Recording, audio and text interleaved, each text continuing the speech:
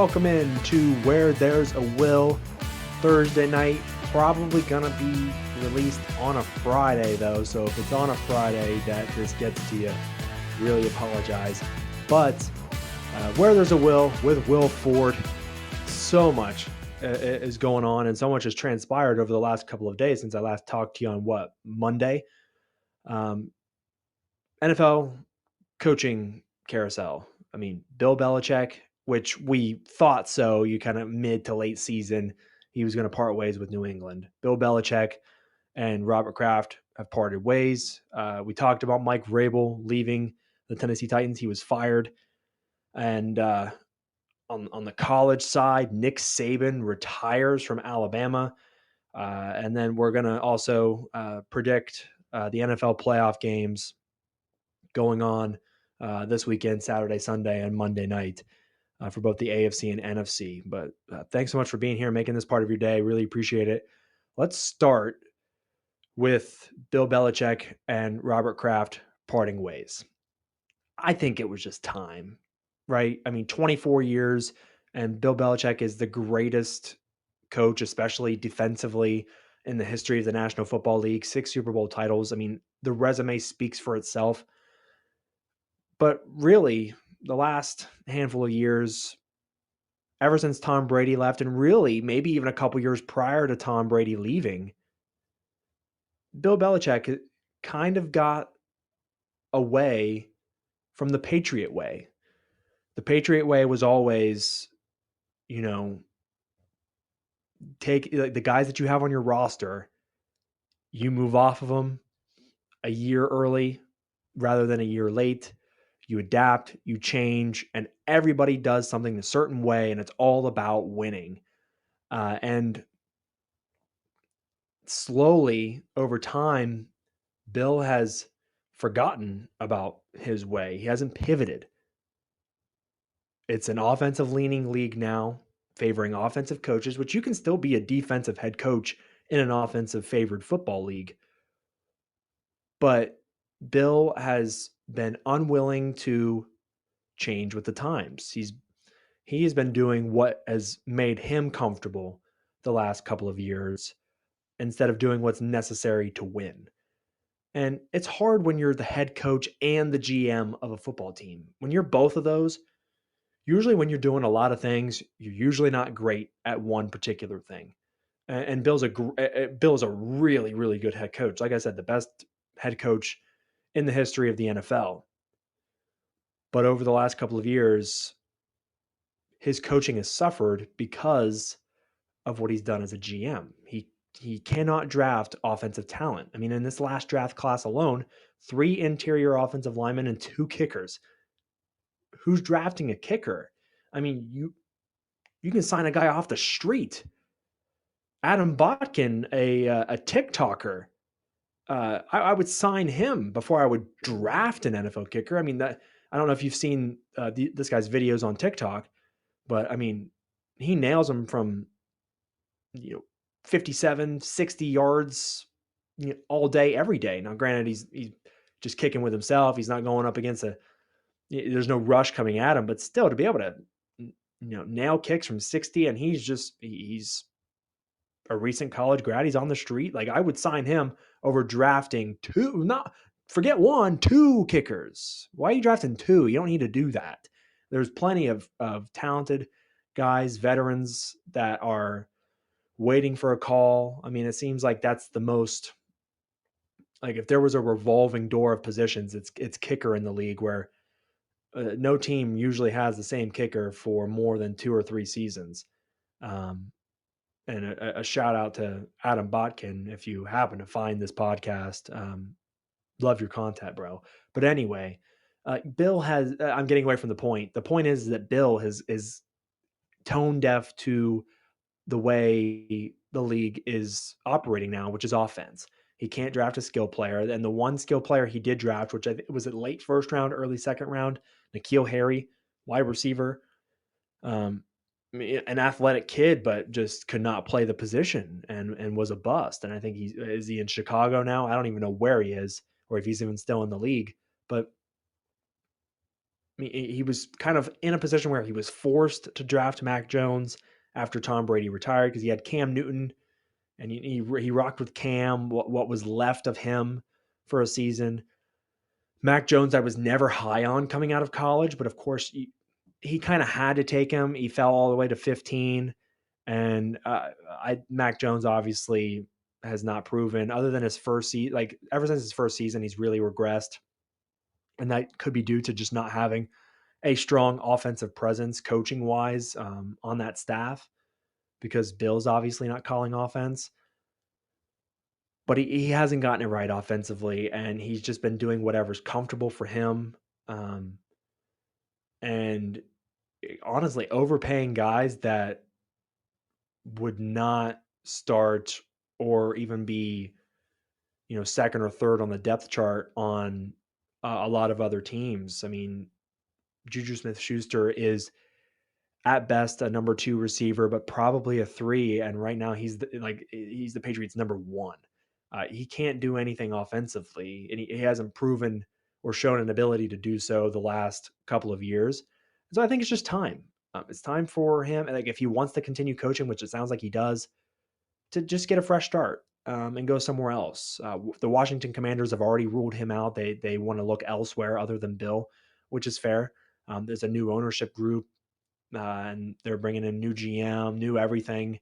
So that would make a lot of. I mean, Bill's a very structured person, so it would make sense to bring in a guy like him. But if they want to just kind of start fresh and new and have, maybe they bring in Jim Harbaugh or maybe it is Mike Vrabel. Who knows?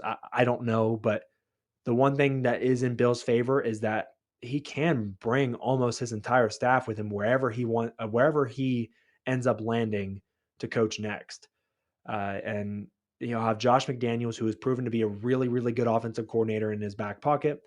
And if those two teamed up somewhere like a Los Angeles with the Chargers or with the Raiders or with Washington or wherever it is, I actually think they'll be pretty successful because you'll have Josh McDaniels there to run the offense. You just can't let Bill be in charge of drafting players because it might end up the same way the last few years of this Patriots dynasty did. And you can't have that. Um, Now, if you look on the other side of the coin, like two coaches that are really good friends, they coached together in Cleveland. Nick Saban, he ended his career on his own terms. Saban is wildly impatient, and someone as great as him has no patience for anything below perfection. Mediocrity does not exist with Nick Saban.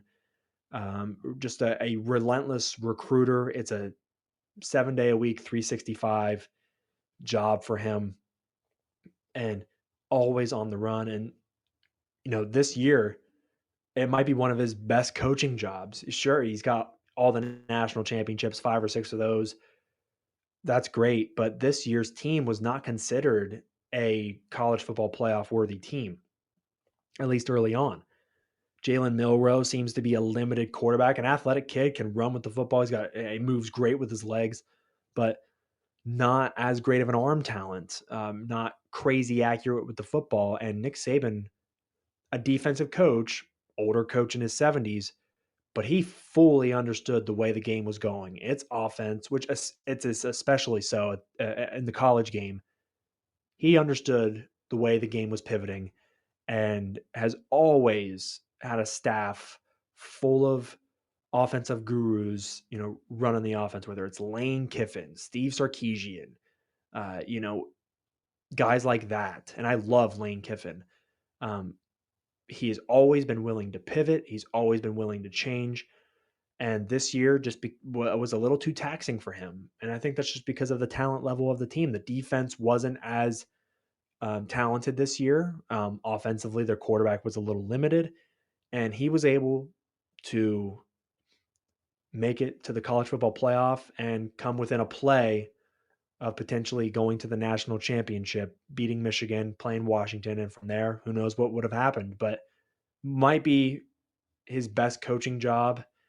But I think it wore too much on him. And being in his 70s, things start to get a little bit more uncertain. And so Nick ended his coaching career on his terms, I think he'll absolutely end up in broadcasting, doing a pregame show on ESPN, joining the Pat McAfee show, to do segments on there, stuff like that. I can absolutely see that. And the difference with Bill Belichick is he was a little too rigid and was shown the door. That's the difference between the two. Two legendary coaches, the best in their profession, NFL, college, but the personality is just a little bit different. One willing to change, one not so willing to change, and that's the story. Um, Also, was very. I didn't mention this at the top of the show, but it was very surprised about Pete Carroll. I do think in the long run, it's the right move for the Seattle Seahawks to move on from Pete, defensive coach. And the last couple of years, I mean, the Seattle defense has not been very good. They've overpaid on a couple guys like Jamal Adams at safety, which is not a marquee position in the National Football League. They just haven't been very good statistically as a defense. And he's maybe put a little bit too much faith in Geno Smith, which of course he had to last year after the Rush trade. They got Drew Lock back in return, but Geno Smith lit the world on fire and they made the playoffs. And so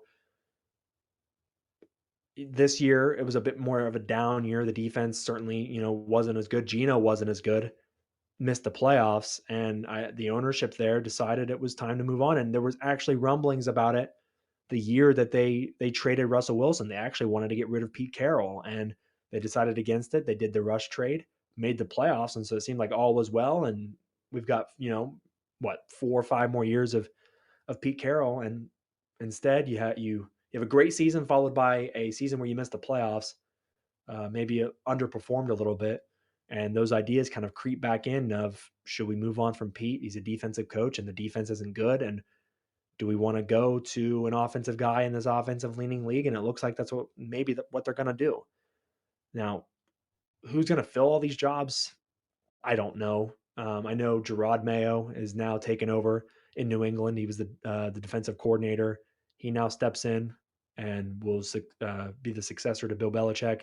Kalen DeBoer, the Washington Huskies head coach, is stepping in for Nick Saban at Alabama. But as far as Pete's job in Seattle, which it's very funny. I don't know if any of you play Madden. I'm sure a lot of you do if you listen to my show. I play Madden all the time. And every time I do a rebuild, a simulation of some kind, whatever team I'm doing, after the 2023-2024 season, Pete Carroll always retires. And I'm like, why? Like, he's full of energy, he's full of fun, like he's got a handful of years left, at least a couple. I'm like, why does Madden always say he's going to retire? It doesn't make any sense to me. And then of course, he gets fired, a couple weeks later. I'm like, I guess that checks out. Madden knew what they were talking about all along. It seems like Pete is going to step into more of an advisory role with the organization, but he also wants to continue coaching. So I wonder who's going to pick up the phone on Pete Carroll. He's certainly a great coach. I would certainly be willing to bring him in. It just depends on if he's willing to adapt and bring in some offensive guys. Like Shane Waldron, his offensive coordinator, is really good, really talented. I wonder if maybe he fills in for Pete Carroll, um, and becomes the head coach. Who knows? Yet to be seen. But all of these coaching moves in the NFL, man, this might be the one of the best years in a long time where you've got some really like high quality jobs open. The Los Angeles Chargers have a lot of talent on offense, a star quarterback, and you have the number 5 pick in the draft. You're in a bit of cap hell, but if you can maneuver that, move off some defensive pieces, that's a roster that is mostly ready to win. And if you go to Washington, the most cap space in the league this coming off season. They have a bridge quarterback in Sam Howell, if unless you really like him and you want to develop him. But I view him more of a bridge for maybe the next year or two. You have the number 2 pick in the draft, which you can use to draft a quarterback. So Sam Howell maybe starts next year, and then you have your number 2 pick come in the following year. However that shakes out. you have talented pieces on the roster. You have new ownership, new support, and it seems like smart people in that organization now. I think that's a really good job. I, Carolina, no one is touching with a 10-foot pole. I'm sorry. Like David Tepper should have been fined more and punished more severely for what he did to that fan in the last regular season game or the second to last, whenever it was, throwing the drink on the fan. David Tepper is going to have to pay a serious bag to bring in a head coach. And the thing is, you can't go back the college route that already failed with Matt Rule, and you can't go cheap either. You're going to have to pay probably 20 plus $1 million for someone to come in and coach that football team and be a part of that organization. And unfortunately, it has to be someone who you know can turn it around. And the only person I know who can turn that organization around is Jim Harbaugh. But Jim Harbaugh is not leaving Michigan to go there. He is not going to Carolina. I don't see a world where any of these top candidates would want to go to Carolina. If you made me predict, I'm going to say Harbaugh goes to the Chargers. I'll say Vrabel probably ends up in Las Vegas because there's a Tom Brady connection there with Tom Brady wanting to own part of the team, and they played together. Pete Carroll, I'm not sure if he gets a job this year. I imagine he might stick with the Seahawks as in an advisor role for a year and then move on. Seattle is a great job though because they have a ton of talent on offense. They have DK Metcalf, Jackson Smith and Jigba, Tyler Lockett. You have Kenneth Walker. They have some really good corners that are young on the defensive side. You know, Witherspoon and others. I mean, they've got a really, really talented roster. I would move off of Jamal Adams to maybe free up some cap. You cut ties with Geno Smith, and I think you package some assets together in the draft. They're outside the top 10, obviously. I would package some stuff together to move into the top 10 to take a quarterback, whether that's, I mean, I think Jaden Daniels would fit beautifully in Seattle with the type of players that they have. It obviously depends on the coach and it depends on your offensive coordinator, but I think that's what Seattle needs to do. That like they're literally an established or young quarterback away from being a really, really powerful team in the NFC. If I ranked the jobs right now, I think it's Chargers, Seahawks, Washington, probably, just because you have a star in Herbert at quarterback in Los Angeles. You have a very, very good roster that's a quarterback away in Seattle. And then Washington, you need the quarterback. You have some good young pieces. Just yeah, there's a little bit more uncertainty, maybe is the word, with the new ownership, just because nothing is established yet. There's not a ton of structure yet, but it seems like there will be. All right, so let's move on to wild card weekend, super wild card weekend. So we've got the games on Saturday. We've got the Browns, Texans, and then Dolphins, Chiefs, which that's going to be just an absolute nightmare. Would not want to go watch that game. I'll happily sit and watch that on my couch. But Browns, Texans, we'll start with that. That's at 4:30 tomorrow. I think that's on Peacock, which, by the way, I think that is the stupidest thing ever that they have a wild card game on a streaming service that you got to pay for instead of having it on TV. I understand it's the world we're shifting to. It's all the streaming services. It's Netflix, Amazon Prime, Hulu, all this stuff. I get it, but this is the playoffs, man. This is not a regular season game. Like if you told me I had to buy an NFL Sunday ticket to watch a playoff game, I'm gonna be upset. Like, come on, bro. Like you got to pay for Peacock to watch a playoff game. That really sucks. But anyway, I'll get off my high horse about that. Browns, Texans, the better quarterback in the game is CJ Stroud. I could argue he's the MVP of the league this year just because of, I know he missed a couple games, he was hurt. But man, what he's done with not a super talented roster, he's had some injuries on the offense. Tank Dell's out for the year. I mean, D'Amico Ryan's rookie defensive coach.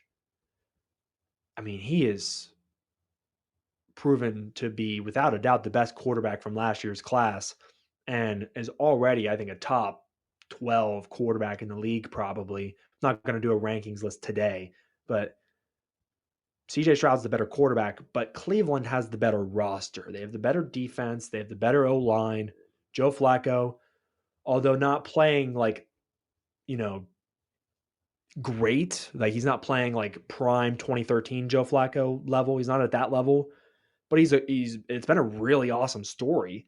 And I'm actually kind of rooting for the Browns because if the Browns win, the Browns will they'll likely face off against Baltimore in round 2.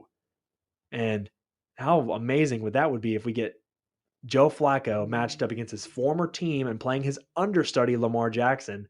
And Joe Flacco 5 weeks ago was sitting on the couch with the kids mowing the lawn. Maybe not mowing the lawn, it's cold outside, but you get the point. Like, it's an unbelievable story, and I think that you get your popcorn out for that game if it's Browns Ravens divisional game. So there's that aspect to it, and the Ravens have been sitting for a couple weeks, like they rested some of their starters.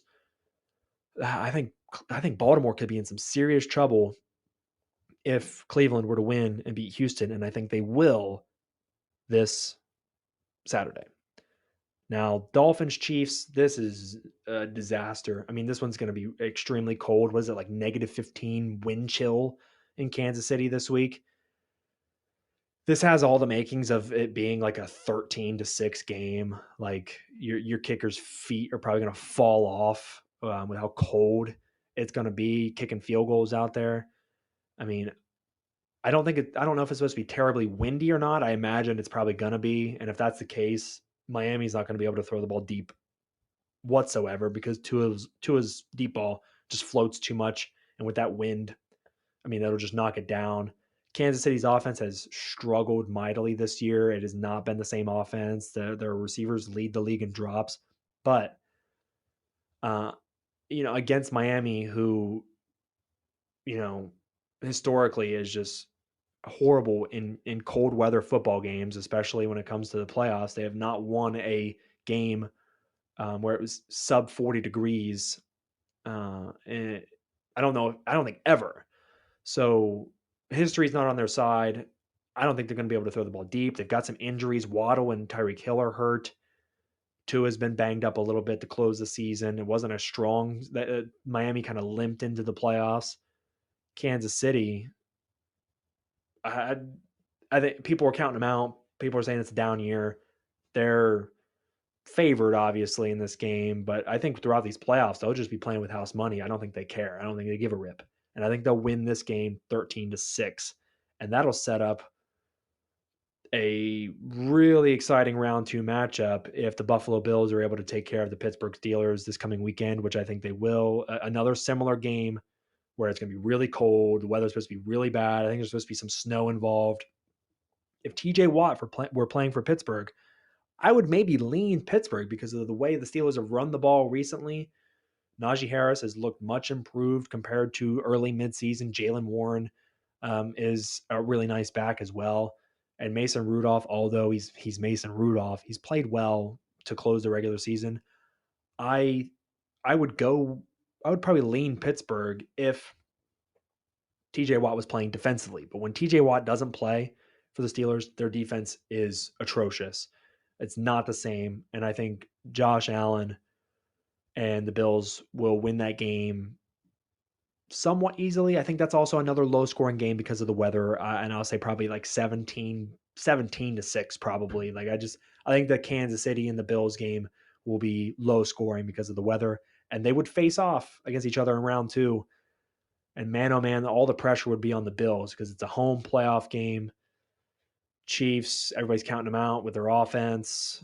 And it'd be the first time where things are not even. Things are leaning towards the Bills. And so that would be very interesting. It's the first time in the Mahomes Allen era that the Chiefs would play in Buffalo in the playoffs. Very interesting. And I'm looking forward to that storyline. And then on the NFC side, the first game on the schedule is Packers Cowboys. I'm not going to predict this one because I'm a Cowboys fan. So I do think it's an opportunity though for the Cowboys to get the monkey off their back as far as beating the Green Bay Packers in the playoffs. Packers are the youngest team by far in this year's playoffs. They really have nothing to lose in this game, which makes it scary for Dallas. And Mike McCarthy absolutely on the hot seat, depending on how these playoffs go. Like the Cowboys are in a position as the 2 seed to host potentially 2 playoff games. And if San Francisco were to lose in the divisional round against whoever, you could host the NFC Championship, so host 3 playoff games. But I do think Mike McCarthy, if he doesn't win both playoff games at home, he would be probably fired, but absolutely on the hottest seat any coach is ever going to be on next season if he's not. That's going to be, I mean, I'm super looking forward to watching. I like our Cowboys team this year. It's just Mike McCarthy makes boneheaded decisions late in games with the clock and play calling, and we can't get out of our own way. So I'm hoping that we put that behind us this year.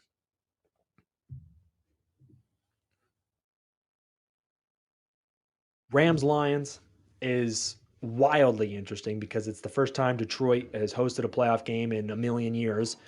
First time they've won a division since the early 90s.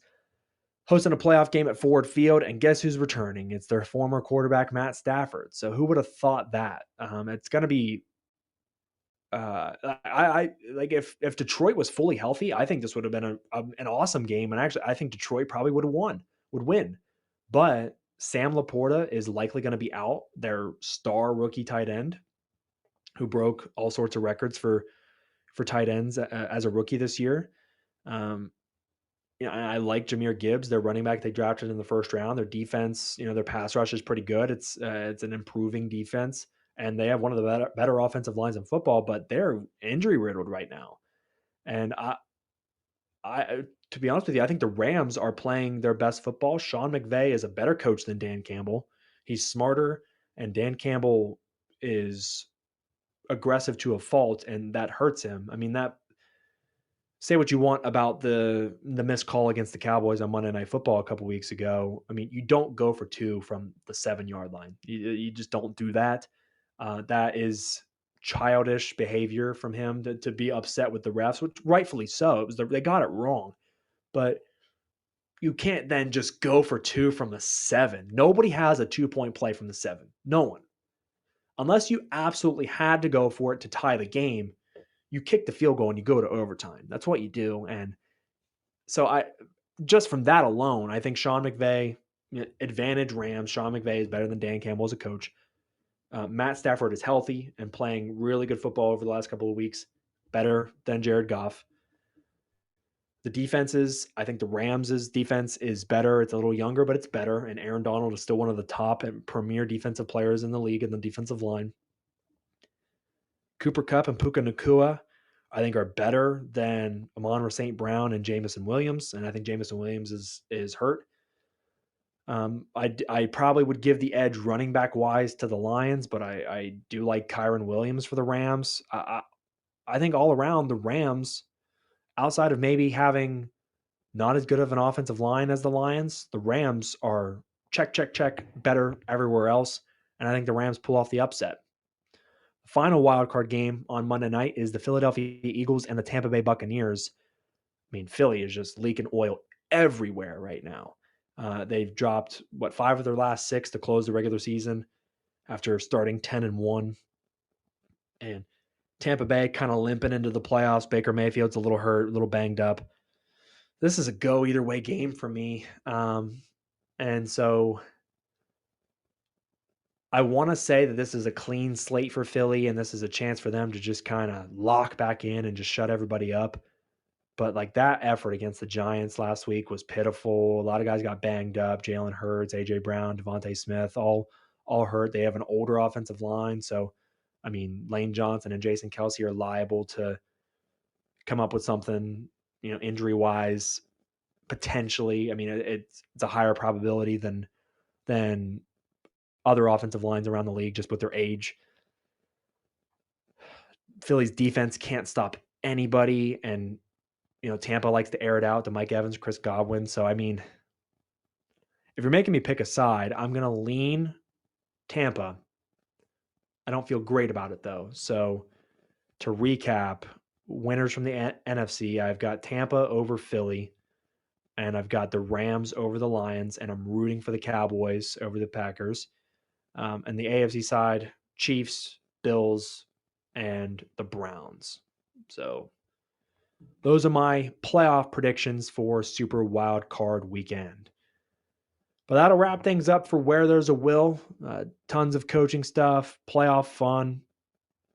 Again, sorry that this is coming out to you probably on a Friday. It's just been slammed this week, but recording this on a Thursday night as promised. And yeah, man, we'll check back in with you next week after these wild card games.